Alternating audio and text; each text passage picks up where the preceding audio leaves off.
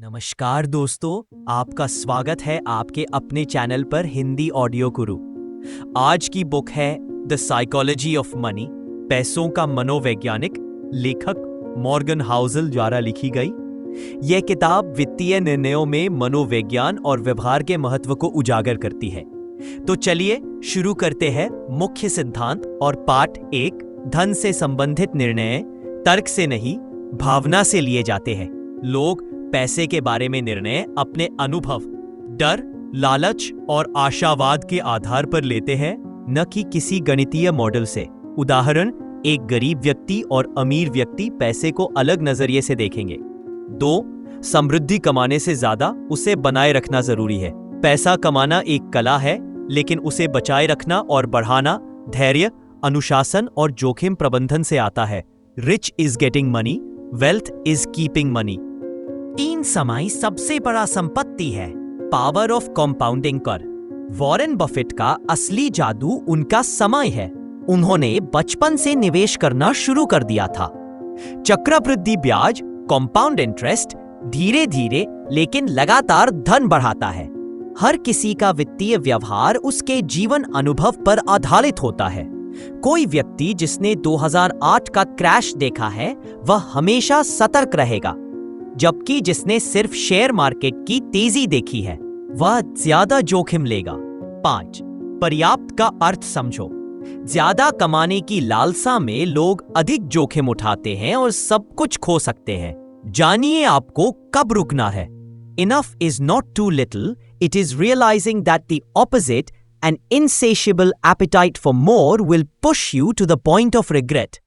6, भाग्य और जोखिम दोनों ही जिंदगी में प्रभावी होते हैं। सफलता सिर्फ मेहनत से नहीं, भाग्य और समय की भूमिका भी अहम है।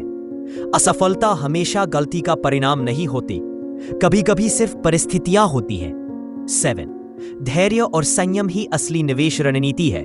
और दूसरी चीज, doing nothing is often the most powerful action in investing.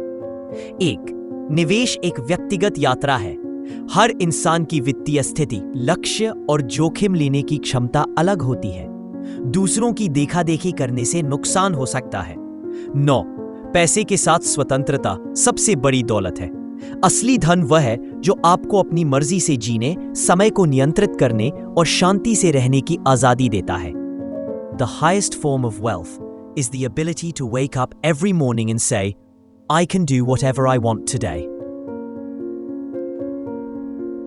10, जीवन में सुरक्षा की भावना, फाइनेंशियल सेफ्टी मार्जिन जरूरी है।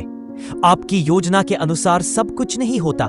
एक सुरक्षा कुशन हमेशा रखें। इमरजेंसी फंड, कम कर्ज आदि। प्लान बी हमेशा तैयार रखें। 21, धैर्य रखें। जरूरी है, जल्दी पैसा बनाने की कोशिश मत करो। लोग धोखा खाते हैं। निवेश को लंबी अवधि की दौड़ समझें।